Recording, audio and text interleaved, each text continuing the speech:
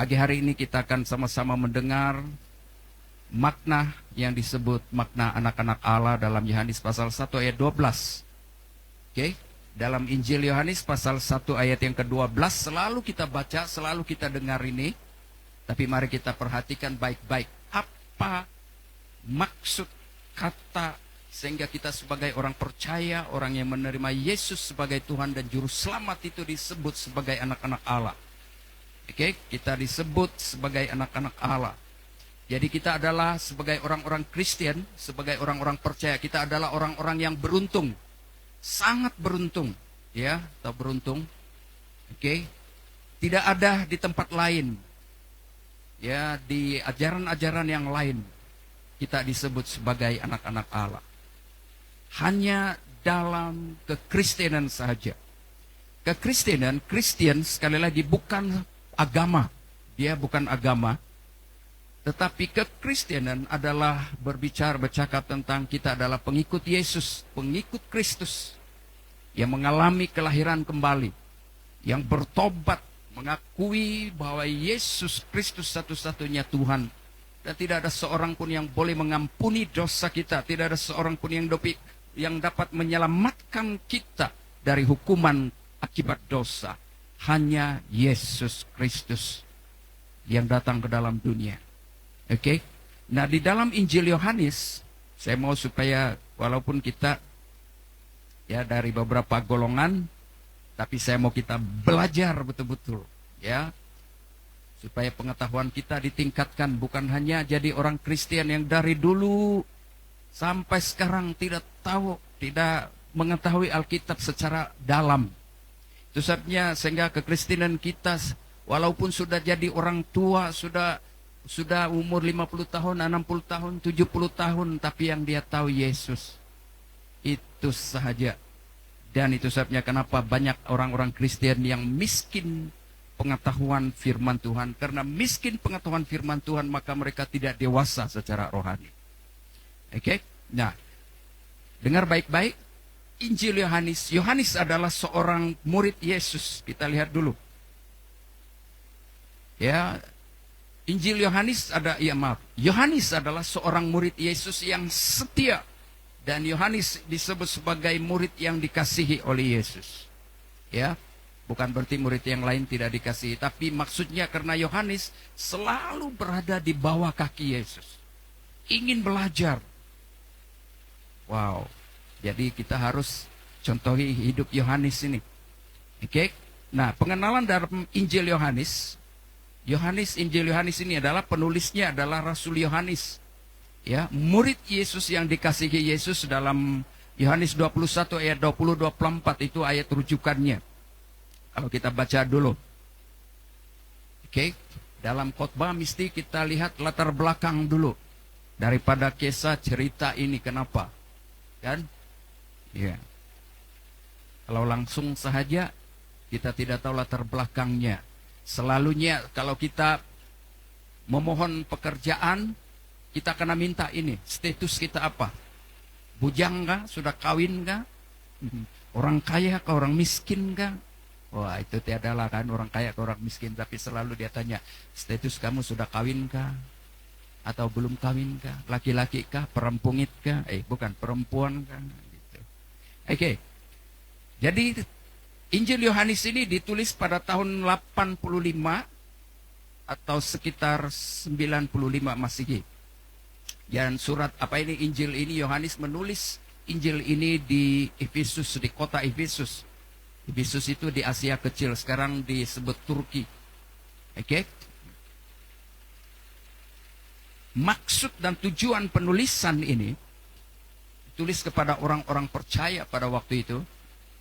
Oke, kalau kita lihat maksud daripada tulisan Yohanes ini adalah kita lihat dalam Yohanes 20 ayat 31. Mungkin nanti kamu boleh baca itu yang tadi itu. Kita lihat dulu. Keseluruhan daripada surat Yohanes ini tujuannya betul-betul adalah itulah sebabnya Injil Yohanes satu-satunya Injil yang menyatakan bahwa Yesus itu anak Allah, ya berinkarnasi, menjelma menjadi manusia. Yesus itu adalah Logos atau firman Tuhan. yang datang dari sorga, turun dari sorga. Matius, Markus, Lukas itu menulis tentang Yesus dari sebagai yang dari di dunianya.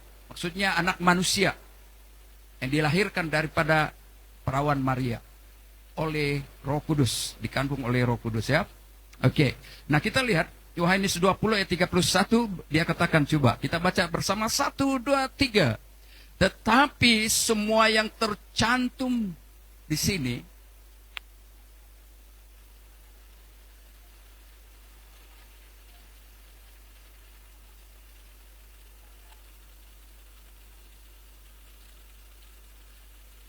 kita kuat-kuat lagi. 1 2 3. Supaya kamu percaya bahwa Yesus adalah Mesias, Anak Allah, dan supaya oleh iman, kepercayaan iman ya, kamu memperoleh hidup dalam namanya. Hidup maksudnya hidup dalam kelimpahan. Yohanes 10:10b. Yes, Yohanes 10:10, pencuri datang hanya untuk mencuri, membunuh, dan membinasakan. Itu pekerjaan setan, memporak-porandakan keluarga kita, mencuri iman kita. Tetapi saudara, Yesus datang, Yesus berkata, aku datang supaya mereka mempunyai hidup dan mempunyainya dalam segala kelimpahan. Kelimpahan apa itu? Kelimpahan sukacita, damai sejahtera, hidup dalam kekecewaan, hidup dalam ketakutan. Pada saat orang menerima Yesus sebagai Tuhan dan Juru Selamat, sebagai Mesiasnya, dia akan mengalami sukacita. Duka cita diganti dengan sukacita. Kehidupan dalam rumah tangga selalu ada perselisihan, selalu ada perdebatan, selalu saja tidak betul. Pada saat dia menerima Yesus sebagai Tuhan dan Juru Selamat, maka dia akan mengalami damai, sejahtera, sukacita. Keselamatan itu adalah holistik. Keselamatan bukan berbicara tentang masuk surga. Waktu kita menerima Yesus sebagai Tuhan dan Juru Selamat, kita tidak terus mati dan pergi surga. Ada di sini? Ada yang mau cepat-cepat mati? Tidak. Itu sebabnya kita perlu paham dan mengerti bahwa keselamatan itu bukan hanya kita mau masuk surga. Itulah sebabnya kenapa banyak orang Kristen yang kecewa dalam hidup mereka. Sebab selagi mereka masih hidup dalam dunia ini, mereka berpikir, tunggu-tunggu itu surga. Ya, kita bersyukurlah kalau umur masih panjang kan. Ya. Akhirnya karena belum mati-mati, dia bilang ini cerita dulu. Sejak dari zaman Nuh lagi. Begitu juga sampai sekarang saya tua. Sampai gigi saya ompong. Gigi saya ompong. Apa itu ompong? Rumpang. Ya, sampai sekarang pun belum saya nampak. Akhirnya dia bilang mulai kembali kepada dunia. Mulai bosan jadi sebagai pengikut Kristus. Mulai bosan beribadah. Mulai bosan melayani Tuhan. Saudara, keselamatan itu berbicara tentang bagaimana kita dipulihkan hubungan antara kita dengan Tuhan yang terpisah akibat dosa. Oke? Nah, itu dia.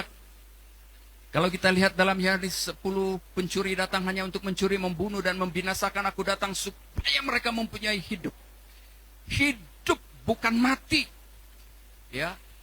Hidup berarti kehidupan kita berfungsi, berdampak. Itu sebabnya Yesus bilang, kamu adalah garam dan terang bagi dunia ini.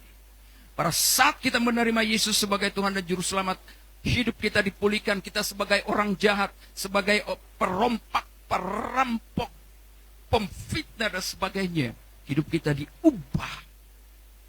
Dan itu kita disebut sebagai anak-anak Allah.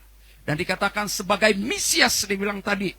Apa maksudnya? Maksud kata Mesias, supaya dalam Injil Yohanes bilang tadi ayat pasal 20 ayat 31 itu, supaya kita percaya bahwa Yesus adalah anak Allah, dia adalah sang Mesias. Kenapa disebut sebagai Mesias? Makna Mesias. Mesias maksudnya berasal dalam dalam bahasa Ibrani, Mesias, yang artinya diurapi, yang diurapi. Saya mau kita pahami ini supaya nanti apabila kita masuk untuk pengertian makna kita dipanggil, disebut sebagai anak-anak Allah, supaya kita paham. Ya, dalam perjanjian baru, dalam bahasa Yunani, perkataan ini diterjemah sebagai Kristus. atau kurios. Kristus. Kurios itu Theos. Theos kurios itu maksudnya panggilan tentang Allah atau Tuhan, ya. Nah, kalau dalam bahasa Yunani disebut sebagai Kristus, yang juga berarti sama, yang diurapi. Jadi Mesias dan Kristus adalah perkataan kata yang sama artinya. Hanya dalam bahasa Ibrani disebut Mesias, dalam bahasa Yunani Kristus yang diurapi. Oke? Nah, saya mau kita lihat dulu supaya kita paham nanti bahwa pada saat ada Yesus dalam kehidupan kita, maka wow, dalam perjanjian lama maksudnya yang diurapi itu adalah raja. Ya. Yang diurapi kalau dalam perjanjian lama itu saya selalu beritahu kita untuk raja itu dalam kita lihat misalnya Daud dalam 1 Samuel 16 ayat 13, supaya cepat saya sebut saja itu aja ayat-ayat rujukan itu.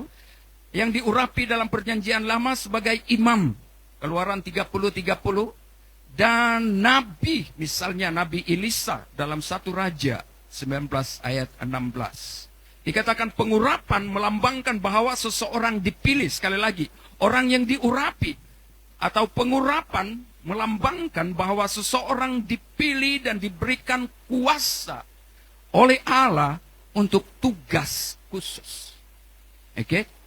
Nah, tugas khusus yang bagaimana Mesias dalam nubuat-nubuat dalam perjanjian lama digambarkan sebagai seorang raja keturunan Daud. Raja maksudnya disebut raja karena dia adalah penyelamat umat Allah.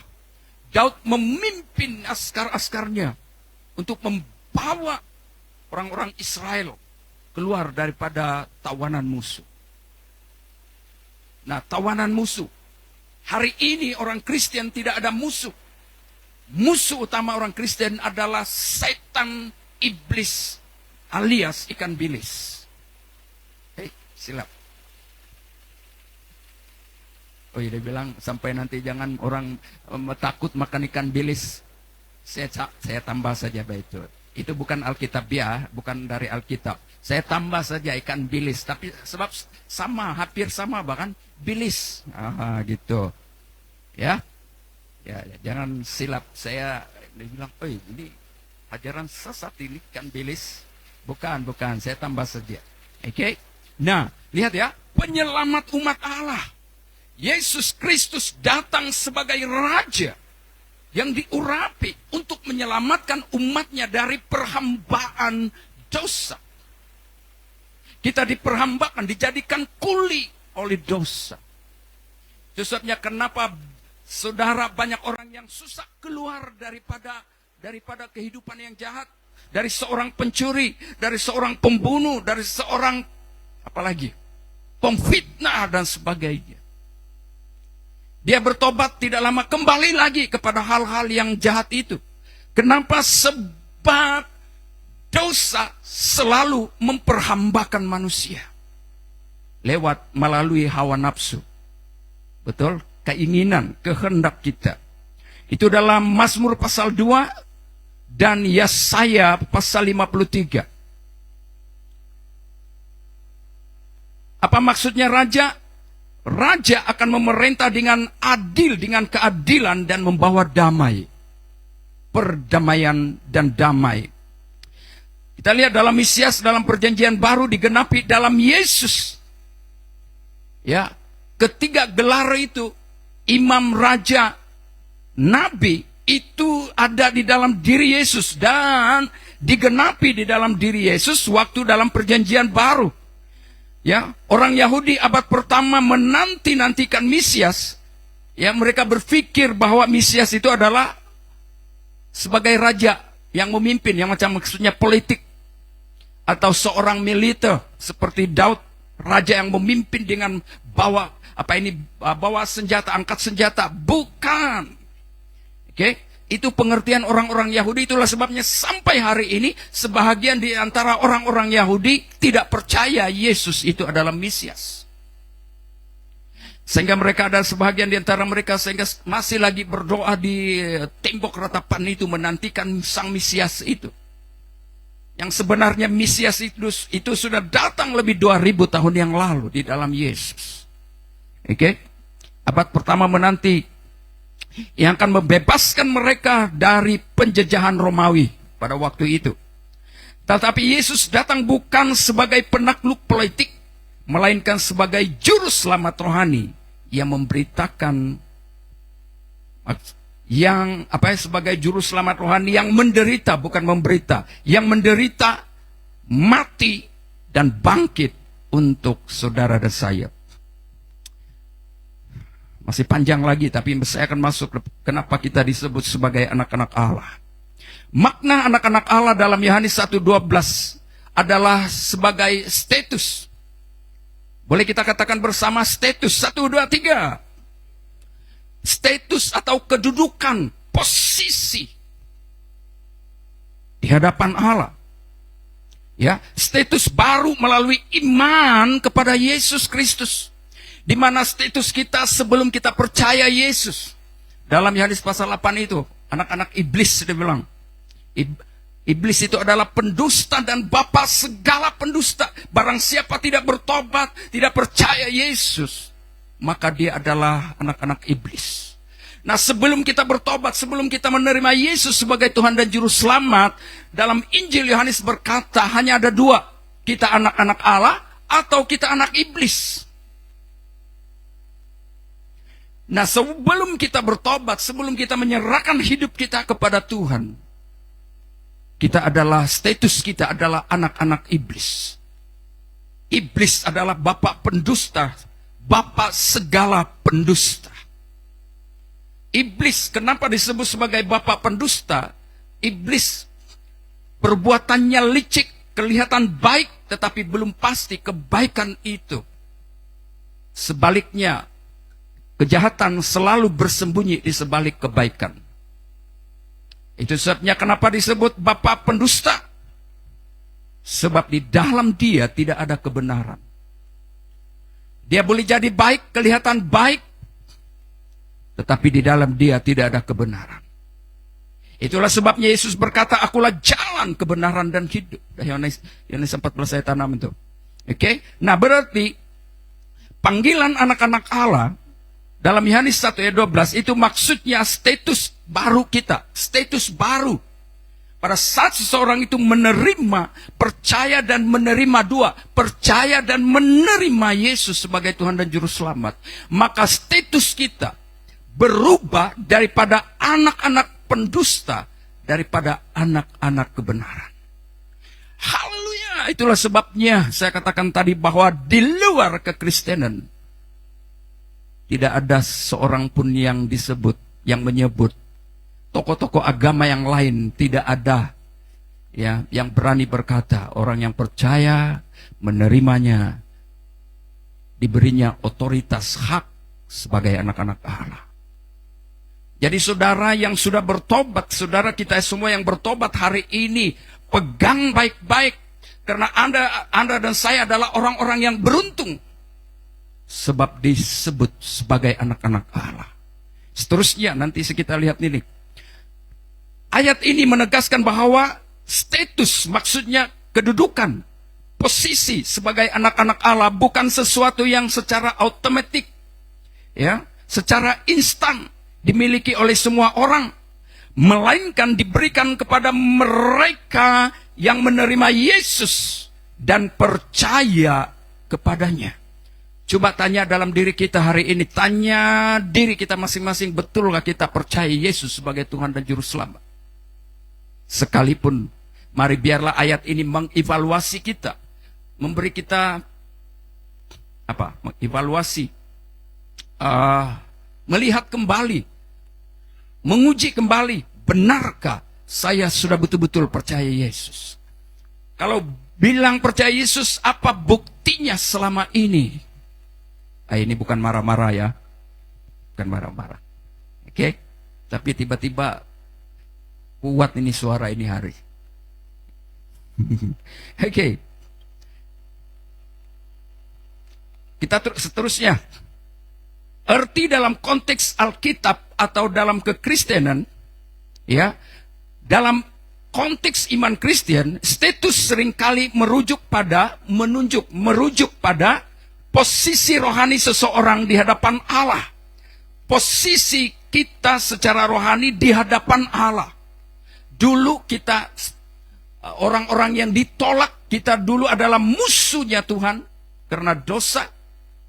Maka sekarang kita bukan musuh tetapi sahabatnya Tuhan. Wow, tidak ada di tempat lain. Yesus bilang begini, saya tidak panggil lagi kamu hamba, tetapi sahabat. Hamba dengan sahabat itu berbeza. Hamba itu bila-bila kita pekerjakan, bila-bila kita kasih jadi kuli. Kau buat ini, kau buat itu, buat ini. Tapi kalau sahabat itu bercakap tentang hubungan dekat, hubungan erat.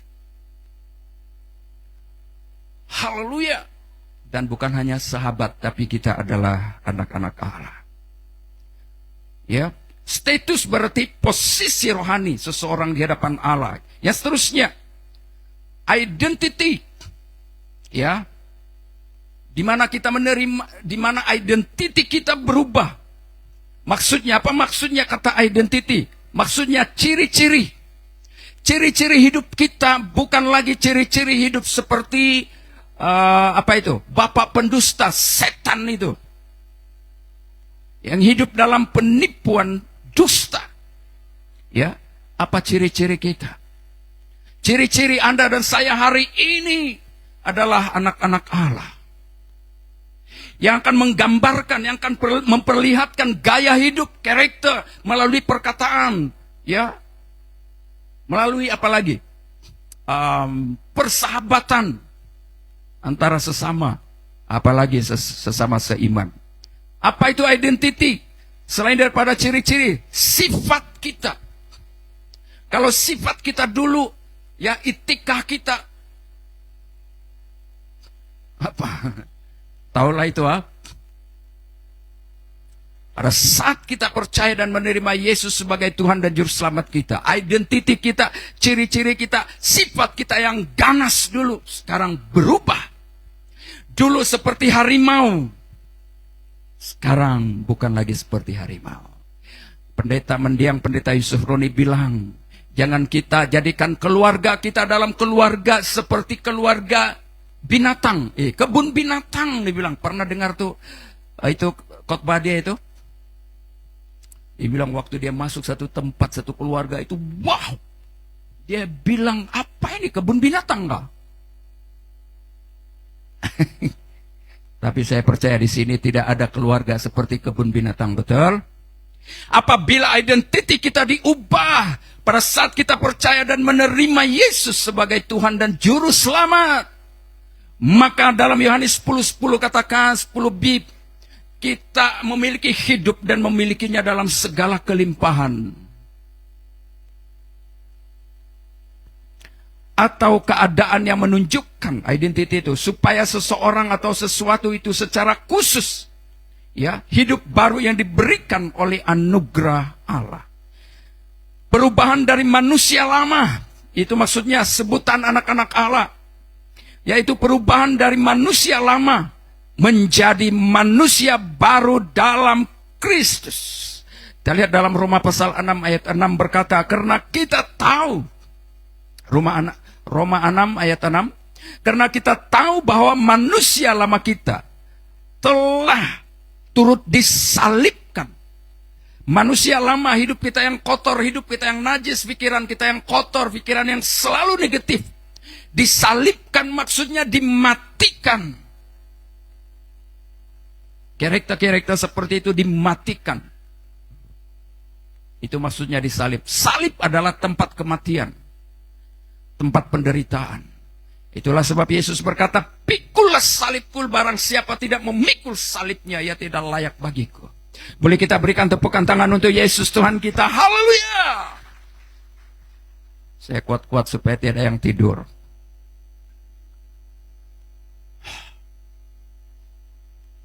Karena salib itu adalah lambang penderitaan, masalah, cabaran yang kita hadapi. Salib juga berbicara tentang karakter kita, ya, disalibkan, perlu dimatikan.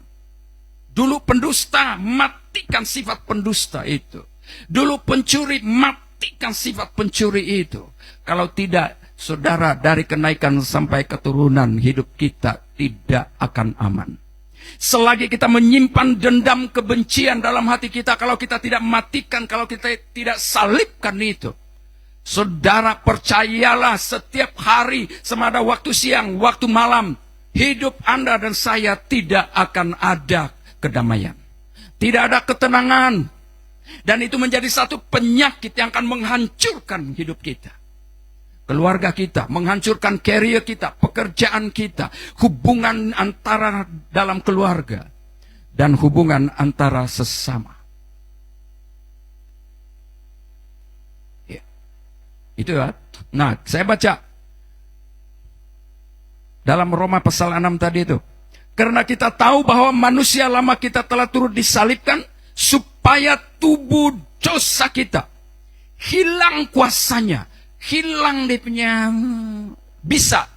Bukan bisa. Bisa ya. Kalau dalam bahasa Indonesia bisa ya. Bisa itu boleh. Tapi kalau kita bilang bisa, itu maksudnya apa? Bisa. Hah? Berbisa itu yang kalau racun kita makan, dia hancurkan kita. Kalau misalnya ular dia patuk kita, itu bisa. Kan itu maksudnya bisa. Saudara, betul. Ya, lihat ya.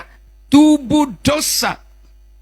Supaya tubuh dosa kita hilang kuasanya. Maksudnya kejahatan, pikiran negatif, pikiran kotor yang merasuki, yang menguasai, mengontrol kita. Itu bisanya akan bila-bila keluar. Kenapa terjadi banyak perzinahan hari ini? Karena iblis melampiaskan, menabur roh, roh keji, roh najis, roh perzinahan, roh percabulan. Dan dia pakai semua multimedia, media sosial. Termasuk TikTok, Facebook, YouTube, semua. Kalau kita tidak berhati-hati, saudara, kita akan hanyut oleh apa yang sedang dunia lakukan hari ini. Nah, itu maksudnya tubuh dosa hilang kuasanya, agar jangan kita menghambakan diri lagi kepada dosa. Jangan perhambakan diri saudara dan saya dengan dosa.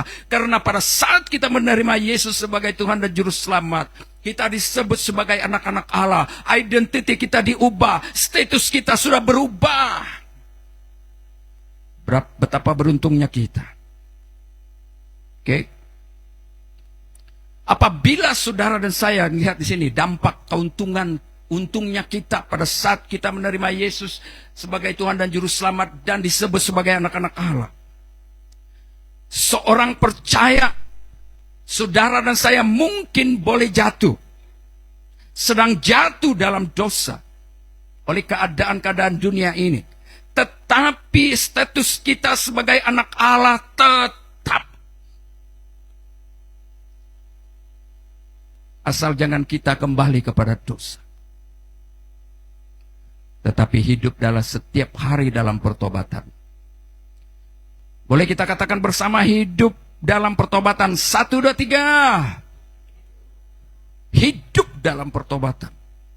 Menerima Yesus sebagai Tuhan dan Juru Selamat hanya sekali. Tetapi pertobatan itu harus setiap hari. Karena setiap hari kita melakukan kesilapan, kesalahan, menyakiti hati orang, dan menyakiti hati Tuhan. Kita boleh lemah, kita boleh jatuh pada saat kita mengakui bahwa kita silap. Saudara, status kita, identiti kita sebagai anak-anak Allah, itu tetap. Kita bersyukur. Kalau kita disebut sebagai anak-anak Allah, kita adalah pewaris kerajaan Allah. Saya teruskan supaya tidak lambat. Karena itu kenalilah status Anda dalam Kristus. Sedarlah bahwa Anda dan saya, kenalilah dirimu, identitimu, statusmu, bahwa Anda adalah anak-anak Allah. Ya, berarti ini memberikan keteguhan keyakinan, kepercayaan dalam diri kita secara rohani. Ingat selalu kita bukan sekadar anak manusia. Maksudnya anak daripada ibu bapak kita. Tapi kita adalah anak-anak Allah secara rohani. Karena itu dikatakan begini, jangan hidup lagi menurut status lamamu. Jangan lagi pikir diri kita bukan milik Kristus. Jangan pikir lagi kita, saudara dan saya adalah anak-anak setan. Tapi kita adalah anak-anak Allah.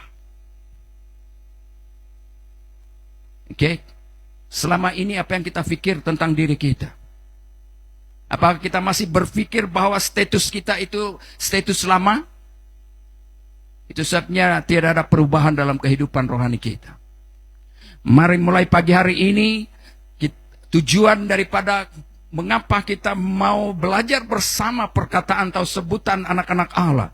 Supaya kita paham bahwa status kita, identiti kita adalah anak-anak Allah. Berubah dari hidup lama, status lama, kepada status baru, identiti yang baru. Tuhan selalu bersama kita. Karena kita adalah anak-anak Allah. Gunakan status baru itu untuk melayani Tuhan. Dan melayani Tuhan dan memuliakan Tuhan. Dikatakan begini, status adalah, maksudnya adalah kedudukan atau posisi seseorang. Baik sewaktu dia hidup dalam dunia ini, masih kita hidup dalam dunia ini. Kita masih lagi bekerja, semada kita pelajar, masih studi. Asal kita percaya Yesus dan menerima Yesus sebagai Tuhan dan Juru Selamat, posisi kita, kedudukan kita tetap anak-anak Allah. Ya.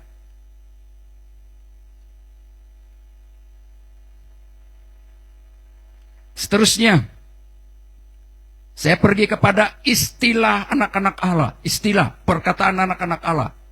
Apa maksudnya istilah atau perkataan anak-anak Allah, sebutan anak-anak Allah?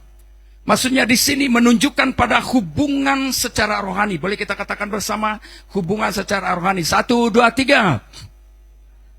Kita mempunyai hubungan secara rohani dengan Tuhan.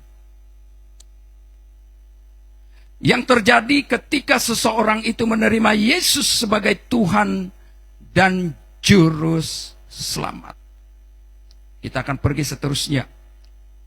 Keunikan, kebaikan kita sebagai orang-orang percaya Tuhan.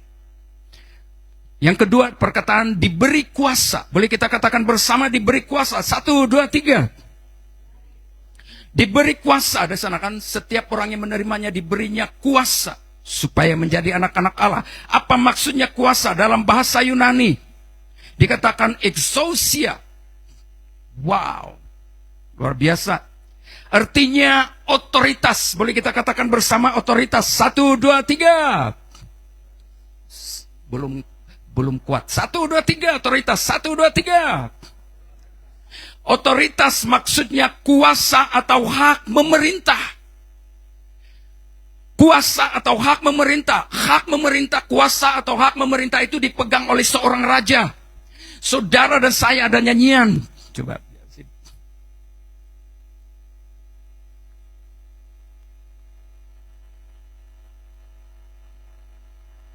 Otoritas maksudnya kuasa atau hak untuk memerintah. Aku anak raja, engkau anak raja, kita semua anak raja. Aku anak raja, engkau anak raja, kita semua anak raja. Haleluya, puji Tuhan, haleluya, puji Tuhan. Haleluya. Itulah sebabnya dalam Lukas 10:19, aku telah memberikan kuasa kepada kamu. Untuk apa?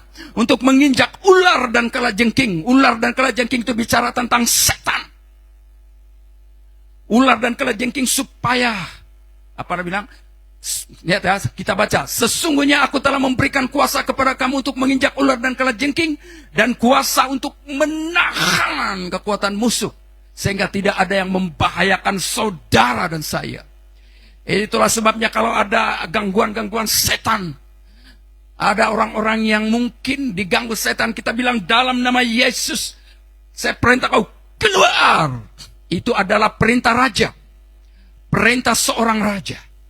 Itulah sebabnya saudara, kenapa apa kebaikannya kita sebagai anak-anak Allah. Kita diberi kuasa, otoritas, kuasa untuk memerintah. Wow. Jadi jangan remehkan identity dan status Anda. Boleh kita katakan sama-sama, haleluya, 1, 2, 3. Apalagi otoritas, diberi kuasa maksudnya diberi otoritas. Otoritas untuk memimpin, membuat keputusan, untuk memberi perintah atas orang lain, atau sesuatu perkara juga sebagai hak istimewa atau wewenang. Ada perkataan wewenang itu, perkataan wewenang maksudnya adalah hak atau kuasa yang diberikan kepada seseorang untuk menjalankan tugas, membuat keputusan, atau memberi arahan dalam suatu bidang tanggung jawab. Di tempat lain tidak ada itu. Jadi dengar baik-baik. Saudara dan saya disebut sebagai anak-anak Allah luar biasa. Jadi jangan remehkan, jangan abaikan, jangan anggap enteng, jangan anggap rendah kedudukan, identity, status Anda setelah menerima Yesus Kristus sebagai Tuhan dan Juru Selamat.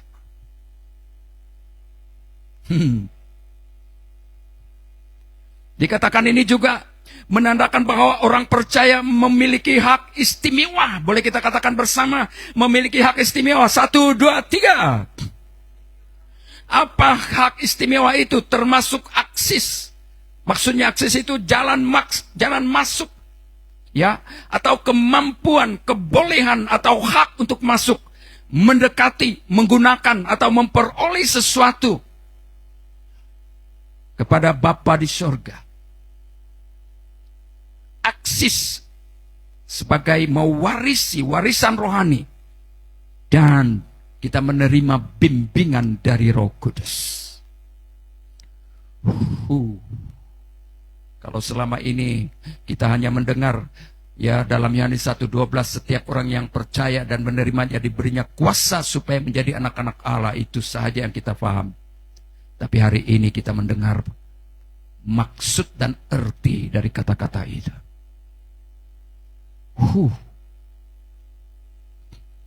Itu saya katakan tadi bahwa saudara dan saya adalah orang-orang yang berbahagia. Jangan tukar iman kita sekalipun kita ditawar dengan sebuah banglo yang besar. Untuk menggantikan iman kita daripada Yesus. Banglo, harta, kekayaan, semuanya akan musnah. Semuanya akan ditinggalkan. Telanjang kita lahir di dunia ini. Orang bilang, telanjang juga kita nanti. Dimasukkan di peti mayat. Dan lalu dibawa, dikuburkan di tanah yang disediakan lubang-lubang itu. Apa artinya hidup ini tanpa Tuhan?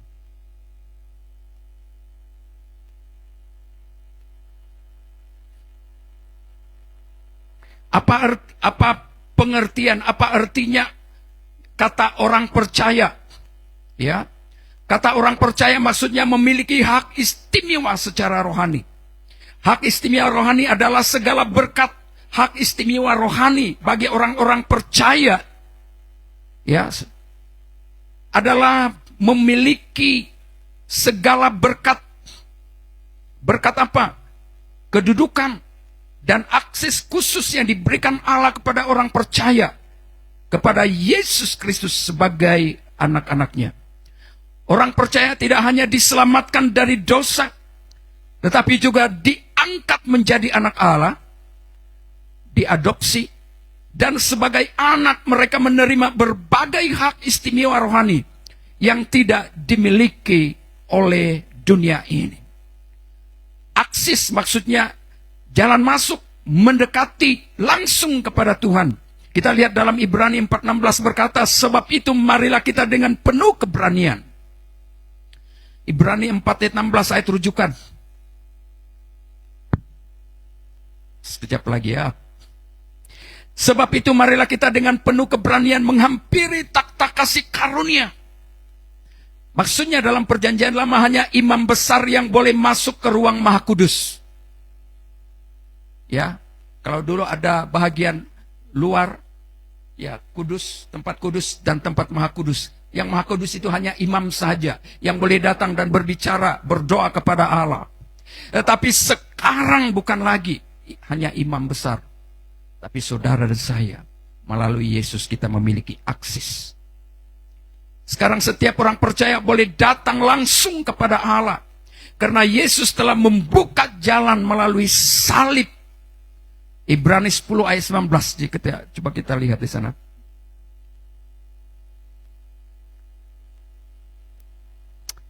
Ini yang kita terima dari Tuhan sebagai anak-anak Allah. Boleh kita baca bersama? 1, 2, 3.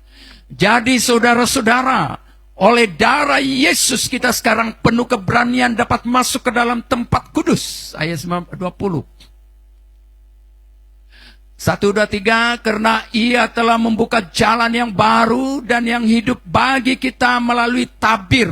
Apa itu tabir? Yaitu dirinya sendiri. Tabir dalam perjanjian lama di bait suci dulu itu adalah apa itu? Penghalang, bukan penghalang. Macam mana? Pemisah, ya, antara imam besar dan imam biasa.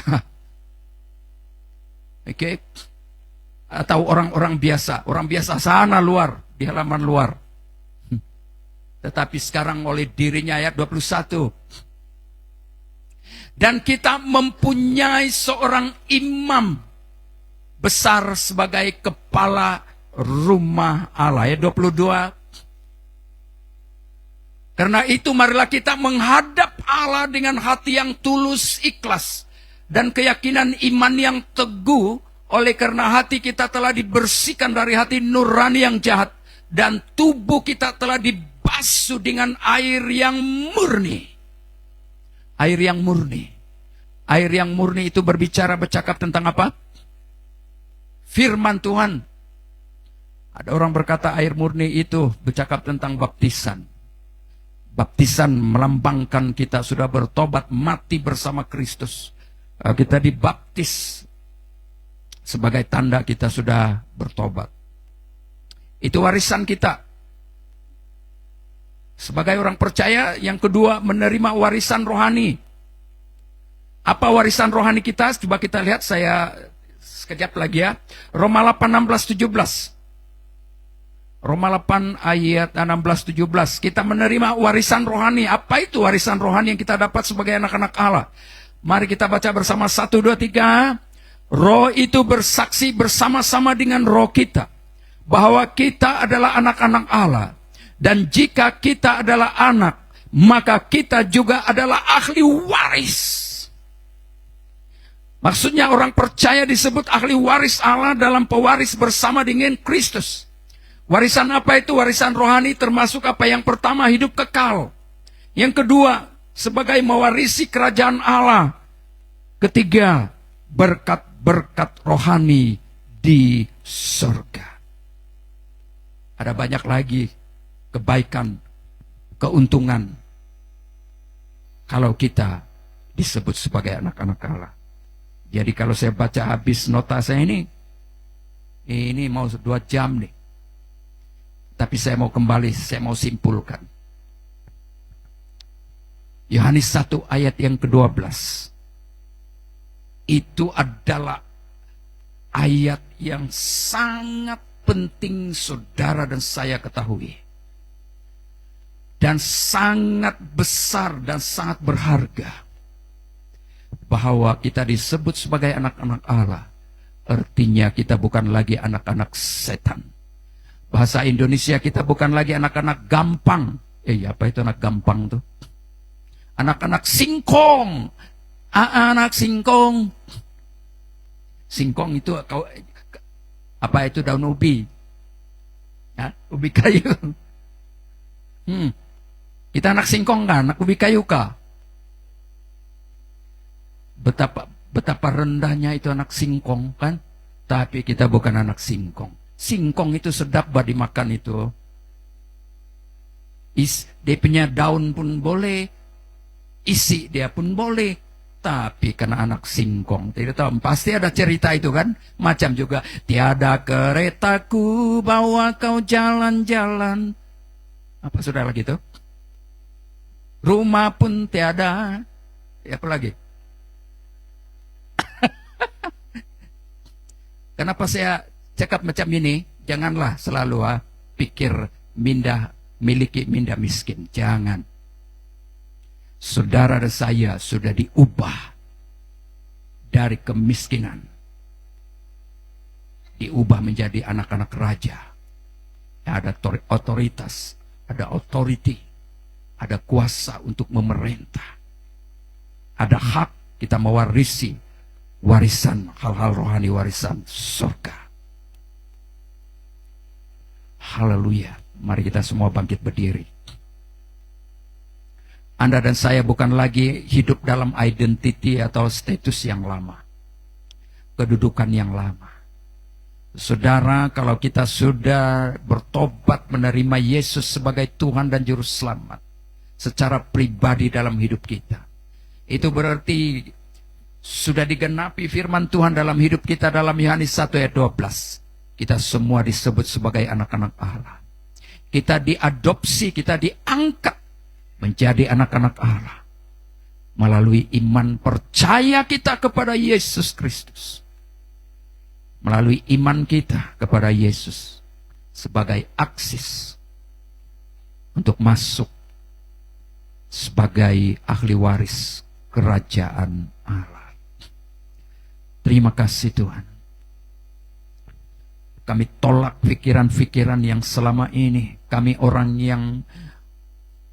yang tidak ada apa-apa, merasa diri rendah, tidak merasa harga diri kami rendah, yang tidak punya apa-apa. Mungkin ada di antara kami yang selama ini merasa hidup ini terlalu miskin, berpikir bahwa tidak berdaya karena tidak punya pelajaran akademik yang tinggi.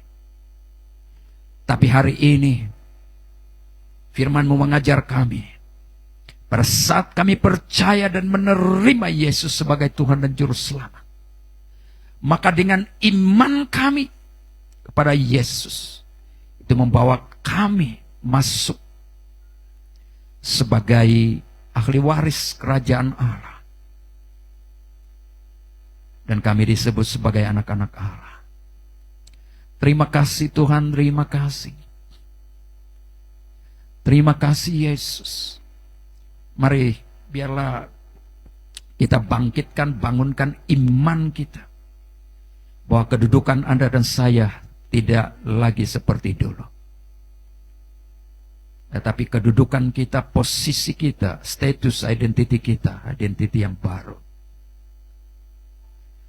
Haleluya Tuhan, terima kasih.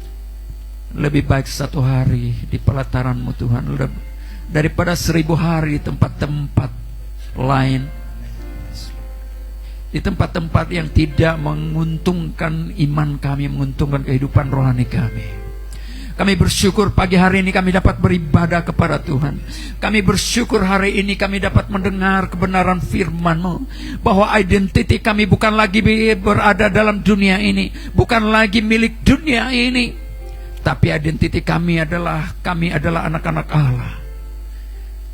Status kami, kedudukan kami, posisi kami sebagai anak-anak kerajaan Allah.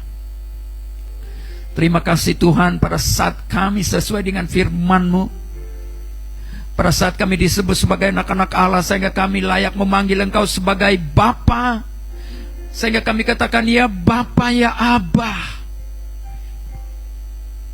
Itu berbicara, memberitahu kami betapa eratnya hubungan antara kami dengan Engkau sebagai Bapa, sebagai anak. Kami juga bukan lagi hamba, tapi kami adalah sahabat-sahabat. Kami adalah anak-anak kerajaan. Bersyukur Tuhan, saat ini kami lepaskan pikiran-pikiran yang selama ini memperhambakan kami, sehingga di dalam pikiran kami Walaupun mungkin selama ini kami sudah menerima Engkau sebagai Tuhan dan Juru Selamat kami, tapi kami masih dalam mentaliti minda sebagai anak-anak yang berasal dari dunia ini, yang hanya berpikir kami adalah hubungan secara jasmani anak-anak daripada kedua ibu bapa.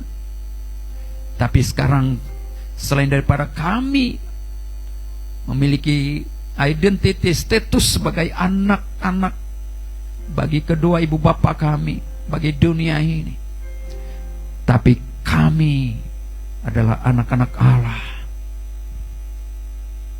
Bersyukur Tuhan. Haleluya. Sebagai anak-anak Allah kami memiliki keistimewaan. Kami memiliki kuasa untuk memerintah, kuasa untuk memimpin, dan kami mewarisi segala berkat-berkat rohani. Kami memiliki hubungan, kelayakan untuk berseru dan memanggil Tuhan sebagai Bapa kami dalam doa. Kami memiliki keistimewaan untuk meluahkan isi hati kami, perasaan kami kepada Tuhan, karena Engkau adalah sebagai Bapa kami. Nah, sekarang ini kami katakan, Bapa, inilah hidupku. Engkau tahu sebagai Bapa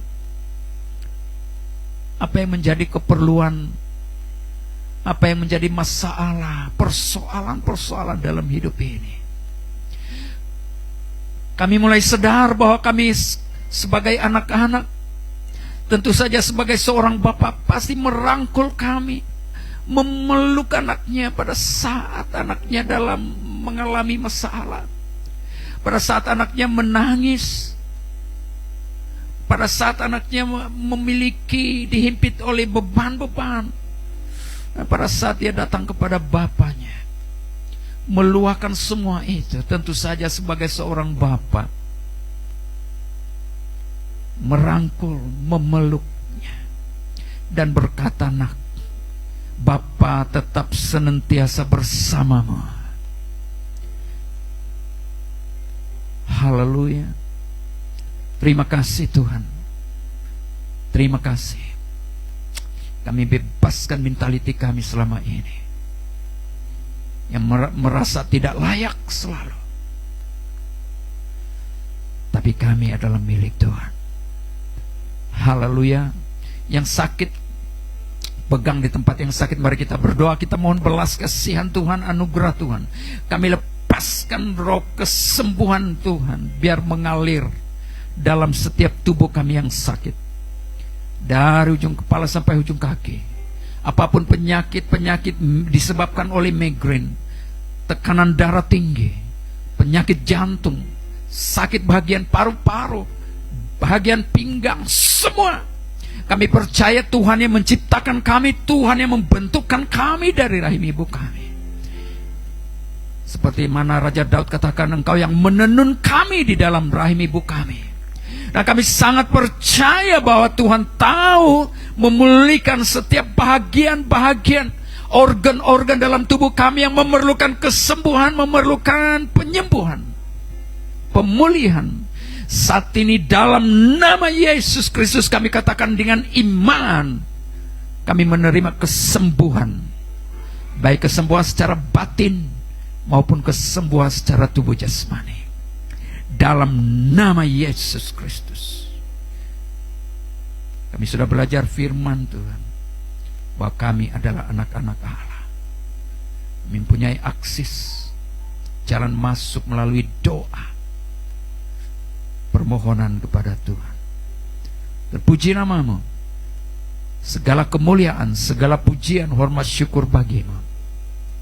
Kami serahkan hari esok kami seterusnya ke dalam tangan-Mu Tuhan. Haleluya. Terima kasih. Biar lewat penyembahan kita tadi, kita berdoa bersama-sama. Kami berdoa, mari kita berdoa bersama. Mereka yang saat ini mungkin dalam kesusahan, dalam penderitaan, mungkin kita tahu keluarga kita, saudara-saudara kita. Kita berdoa dalam nama Yesus Kristus. Bagi anak-anak Tuhan, jemaat yang ada di sini, yang ada anak di Kuala Lumpur, di mana saja mereka saat ini yang berada dalam masalah, berada dalam tekanan, saya berdoa, kami berdoa di dalam nama Yesus. Tuhan, mari pegang mereka, hiburkan mereka, jauhkan mereka dari segala pikiran-pikiran yang jahat, setiap pikiran-pikiran yang diberikan oleh setan, roh pembunuh, yang mau bunuh diri karena masalah dan tekanan. Kami tolak itu dalam nama Yesus Kristus. Kami istiharkan roh kehidupan mengalir dalam kehidupan mereka. Mereka yang saat ini ada masalah keuangan, ya, dalam studi, dalam pelajaran mereka, dalam masalah pekerjaan, yang mungkin diugut atas pekerjaan mereka. Saat ini kami berdoa perlindungan ilahi Tuhan bersama dengan mereka. Di dalam nama Yesus, segala kejahatan-kejahatan ini diubah oleh Tuhan, sehingga orang-orang yang demikian bertobat, menyerahkan hidup mereka kepada Tuhan. Terima kasih Tuhan. Terima kasih Yesus.